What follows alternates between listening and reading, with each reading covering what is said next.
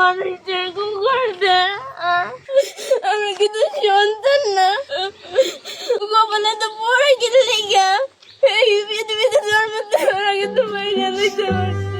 এভাবেই কান্নায় ভেঙে পড়েন ফাতিমা। যে বয়সে পড়ালেখা আর খেলাধুলায় সময় কাটানোর কথা, ঠিক সেই বয়সেই পিতার হাতেই এক নির্মম পরিস্থিতির শিকার হয়েছে সে। পটুয়াখালী সদর উপজেলার জাহাঙ্গীর হাওলাদারের মেয়ে ফাতিমা। 3 বোনের মধ্যে সে মেজো মেয়ে। তার মা ঢাকায় কাজ করেন, আর মায়ের অনুপস্থিতিতেই বাবা জাহাঙ্গীর হাওলাদার এতটাই পাষণ্ড হয়ে পড়েন যে তার নিজের বড় মেয়েকে একাধিকবার ধর্ষণের অভিযোগ করেন মেজো মেয়ে ফাতিমা। আর বাবার হাতে এমন অবস্থার শিকার হয়ে লোকলজ্জার ভয়ে বড় মেয়ে তার মায়ের কাছে ঢাকায় চলে যায়।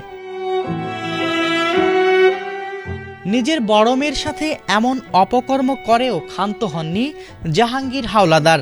বড় মেয়ে ঢাকায় চলে যাওয়ায় এবার নজর পড়ে মেজো মেয়ের দিকে, আর সে কারণেই প্রায় সময় রাতে ফাতিমাকে ডিস্টার্ব করে বলে অভিযোগ পাওয়া যায়। তবে গতরাতে জাহাঙ্গীর হাওলাদার তার মেজো মেয়েকে জোরপূর্বক ধর্ষণের চেষ্টা করলে সে চিৎকার শুরু করার কারণে এ যাত্রায় বেঁচে যায়।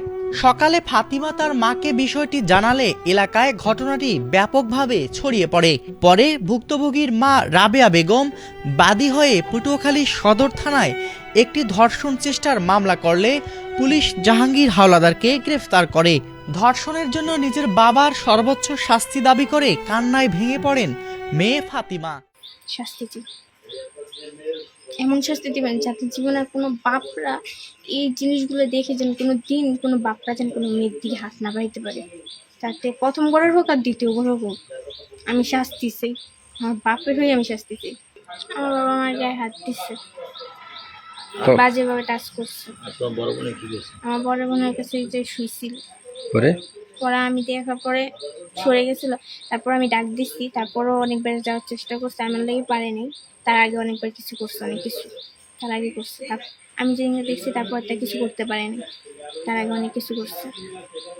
সে আমার বোনের সাথে অনেক কিছু করছো, বাট আমি নিজে ধরছি। নিজে ধরার পর আমি তারা অনেকবার মানা করছি যে তুমি এখন শুরু করছো।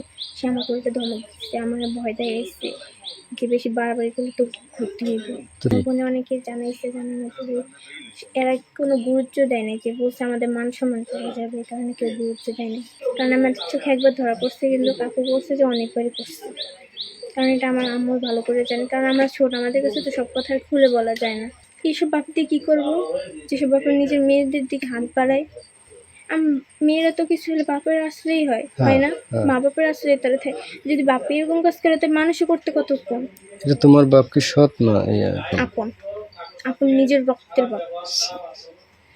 শুধু আমার রাগটা আমি কন্ট্রোল করে কালকে ওনারা মারি নেই, আজকে এবারে পুলিশ হইতে জানোয়ার, ডাইরেক্ট বলবো জানোয়ার।